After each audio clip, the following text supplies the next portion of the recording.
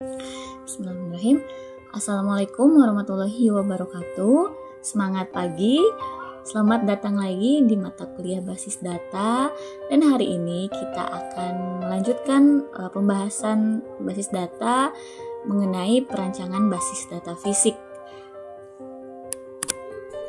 Oke, jadi di perancangan basis data fisik ini kita akan membahas tentang bagaimana cara atau tahapan untuk mentransformasikan hasil perancangan database itu menjadi sebuah tabel di dalam DBMS yang akan nanti kita gunakan.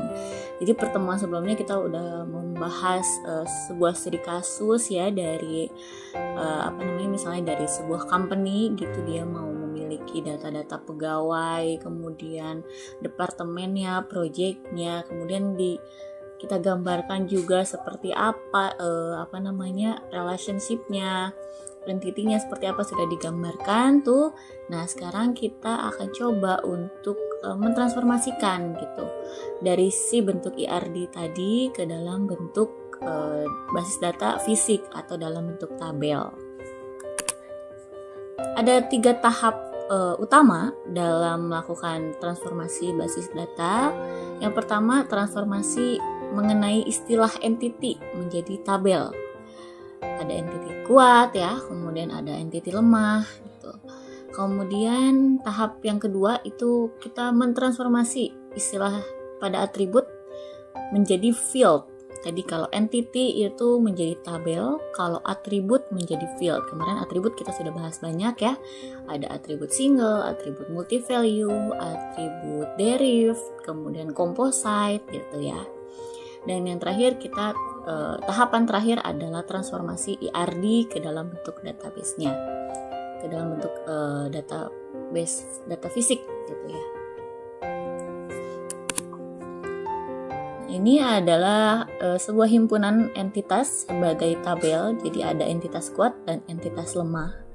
Kalau untuk yang entitas kuat itu direpresentasi ke dalam tabelnya di mana kolomnya sama persis dengan atribut yang sudah didefinisikan di IRD. Sedangkan untuk entity lemah itu menjadi tabel tersendiri yang di dalamnya ada kolom primary key yang merupakan identifikasi dari himpunan entitas kuat. Nah, contohnya misalnya kita sebelah sini ya, sebelah kiri ini kita punya sebuah entity mahasiswa di mana atributnya ada NIM, nama, email, dan jenis kelamin tadi. Kalau misalnya entitas itu sebagai tabel ya, jadi si mahasiswa ini, entitas mahasiswa ini di dalam tabelnya dia merupakan nama tabelnya, tabel mahasiswa, di mana atribut-atributnya itu berupa field, yaitu NIM, nama, jenis kelamin, dan email. Nah, ini ada atribut yang ada garisnya ya, atau kita kenal dengan primary key. Maka di tabelnya kita tandai lah dengan pakai pagar gitu ya, menunjukkan bahwa ini adalah primary key. Nah, contoh berikutnya yang entitas lemah atau weak entity. Misalnya di sini ada pegawai mempunyai tunjangan di mana pegawainya adalah entitas kuat yang memiliki atribut sebagai berikut ya, ada NIP, email, dan nama.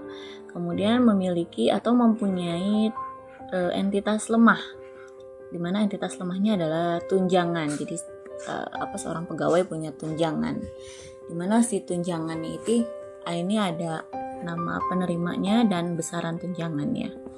Tadi entitas itu menjadi nama tabel ya. Jadi pegawai di sini tabel pegawai, tunjangan menjadi tabel tunjangan. Kemudian atributnya NIP, email, nama, NIP gitu ya, di pegawai nama dan email. Nah, di tunjangan itu ada NIP yang diambil dari NIP tabel pegawai. Gitu. Kemudian ada nama penerima dan ada besaran. NIP yang ada pada tunjangan ini merujuk pada tabel pegawai gitu ya. Kemudian ada atribut sebagai kolom tadi ya. Ada atribut yang bertipe simple single derive itu dipresentasikan sama persis seperti IRD, seperti tadi contohnya ya. Kalau kita balik lagi ada NIP, email, nama itu direpresentasikannya sama persis dengan di tabelnya ya, NIP, nama email gitu. Kemudian atribut composite akan dipecah dengan membuat atribut terpisah untuk masing-masing komponennya. Jadi kalau misalnya alamat, kemudian alamat ada bawahnya lagi jalan, kota, kecamatan misalnya gitu ya, kemudian nomor. Nah itu ada atribut terpisah untuk masing-masing komponennya. Kemudian atribut multi-value itu dipecah menjadi 2 tabel. Kemudian berikutnya ini ada contoh representasi kardinalitas pada tabel. Tadi minggu lalu kemarin kita sudah bahas kardinalitas itu ada 3 jenis ya. Ada yang 1 ke 1, kemudian 1 ke banyak, dan banyak ke banyak. Kemudian ini untuk yang 1 ke 1, untuk kardinalitas ke dalam bentuk tabel, pilih primary key di satu himpunan entitas untuk menjadi foreign key bagi himpunan entitas yang lain. Misalnya di sini ada 2 entitas ya. Ini kardinalitas 1 ke 1 di mana pimpinan memimpin perusahaan gitu ya. Jadi kan pasti hanya ada satu pemimpin di satu perusahaan, misalnya seperti itu. Nah, di pimpinan itu pimpinan entitas pimpinan kan menjadi namanya ada tabel pimpinan gitu ya. Kemudian perusahaan ada tabel perusahaan. Kemudian atributnya menjadi kolom NIP, nama, email, NIP, nama, email. Perusahaan ada ID, nama gitu ya, ada ID, nama, di mana NIP di tabel pimpinan adalah primary key dan ID di tabel perusahaan adalah primary key. Nah, kemudian kita menunjuk satu di sini di primary key di pimpinan itu untuk menjadi foreign key bagi himpunan entitas yang lain. Misalnya primary key di tabel pimpinan itu menjadi foreign key di tabel perusahaan. Gitu ya. Jadi di sini misalnya ada sebuah perusahaan dengan ID sekian, nama perusahaannya ABC gitu. Nah, NIP si pimpinannya dari sini ngambilnya dari tabel pimpinan. Kemudian ada representasi kardinalitas pada tabel yang kedua ya, yaitu 1 ke n, di mana primary key pada tabel berkardinalitas 1 menjadi foreign key pada tabel berkardinalitas banyak. Nih misalnya ada dosen, entitas dosen dan entitas mata kuliah gitu ya. Dosen jadi nama tabel, mata kuliah menjadi nama tabel juga. Kemudian ini atributnya NIP, nama email, NIP dosen, nama dosen, email dosen gitu ya, menjadi nama kolom. Kemudian mata kuliah kode SKS dan nama mata kuliahnya di tabel mata kuliah. NIP-nya primary key ya, ditunjukkan dengan atribut primary key. Kemudian kode juga merupakan primary key. Kemudian untuk yang 1 ke n, tabel yang berkardinalitas 1 menjadi foreign key. Nah, berarti di sini kan yang kardinalitas 1-nya adalah si dosennya, yang n-nya adalah mata kuliahnya. Jadi ini menjadi foreign key. Nah, berarti ditaruh di tabelnya di sini. Menjadi foreign key pada tabel berkardinalitas banyak. Berarti di tabel mata kuliah. Gitu ya. Jadi misalnya ada tabel dosen ini banyak nih. NIP 1 namanya A, emailnya sekian. NIP 2 namanya B gitu ya. Jadi nanti kode mata kuliahnya pun akan menyesuaikan NIP-nya yang mengampu mata kuliahnya diambil dari si tabel dosen ini gitu. Kemudian ada yang ketiga, n ke n. Relasi dari himpunan banyak ke banyak direpresentasikan ke dalam tabel tersendiri dengan primary key 2 entitas menjadi atribut di tabel relasi. Misalnya ada sebuah IRD order barang gitu ya. Ini banyak ke banyak ya, dimana ordernya menjadi nama tabel, kemudian barangnya juga menjadi nama tabel. Kemudian di sini order ada ID order dan tanggal date gitu. ID order dan date-nya menjadi kolom ya, dimana ID ordernya adalah primary key. Kemudian untuk barang ada kode, ada harga dan ada nama. Kode, nama, dan harga, di mana si kodenya adalah primary key gitu. Kemudian ada untuk yang n ke n itu ada tabel tersendiri gitu ya, ada tabel tersendiri dari atribut di di tabel relasi Di relasi ini kan ada detail order ya. Jadi ada tabel tersendiri namanya tabel detail order dari relasinya, di mana dia punya ID detail dan quantity. Ada ID detail dan quantity. Kemudian dia mengambil data dari tabel order dan tabel barang, yaitu ID order dan kodenya. Itu ya untuk representasi kardinalitas menjadi sebuah tabel. Kemudian ada representasi spesialisasi. Itu yang pertama, kita bisa membentuk tabel untuk level entitas yang lebih tinggi. Yang kedua, bentuk tabel untuk level entitas yang lebih rendah dengan memasukkan primary key pada level yang lebih tinggi ke tabel yang lebih rendah. Misalnya ada entitas dosen, di mana entitas dosen ini punya atribut kode dosen, nama, dan alamat. Nah, ini punya spesialisasi. Jadi ada ISE ya.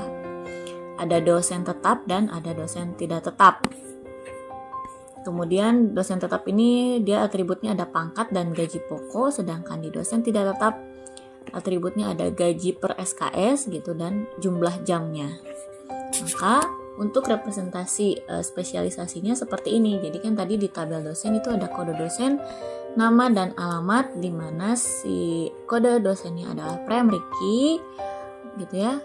Kemudian ada di sini ada spesialisasi ke dosen tetap dan dosen tidak tetap. Berarti ada tabel dosen tetap dan ada tabel dosen tidak tetap. Di mana si tabel dosen tetap itu dia punya atribut pangkat dan gaji pokok. Untuk yang dosen tidak tetap dia punya atribut gaji SKS dan jumlah jam. Nah, masing-masingnya kita mengambil primary key dari tabel dosen ke dalam tabel spesialisasinya ini. Tabel dosen tetap dan tabel dosen tidak tetap. Ini kode dosen di tabel dosen tetap dan kode dosen di tabel dosen tidak tetap. Kemudian ada representasi agregasi. Misalnya di sini kan ada sebuah ID dosen mahasiswa yang mengambil mata kuliah gitu ya. Dimana ada sebuah agregasi dosen yang pengampu mata kuliahnya gitu. Di sini ada dosen memiliki atribut kode dosen dan nama, kemudian ada mata kuliah punya atribut kode mata kuliah dan nama mata kuliah, di mana ada relasi mengajar, yaitu terdiri dari atribut tahun ajaran dan semester. Nah, ini agregasi ini diambil oleh mahasiswa gitu ya. Mahasiswa mengambil mata kuliah ini, ada nilai mahasiswa, ada nama, dan ada NIM sebagai primary key-nya. Maka bentuk representasi tabelnya tadi di sini ada tabel dosen ya, ada kode dosen dan nama, tabel mata kuliah, kemudian ada tabel dosen mengajar mata kuliah untuk yang agregasinya ini. Nah, di sini ada ID mengajar, kemudian ada tahun ajaran dan semester, ada tahun ajaran dan semester, kemudian di sini ada ID mengajar, kemudian ada kode dosen yang diambil dari tabel dosen dan kode mata kuliah yang diambil dari tabel mata kuliah. Kemudian ada tabel mahasiswa yang terdiri dari NIM dan nama. Kemudian yang terakhir yaitu tabel mahasiswa mengambil mata kuliah gitu ya. Jadi ada NIM, kemudian ada ID mengajar, kemudian ada nilai tahun ajaran dan semester, dimana nilai di sini ya di relasinya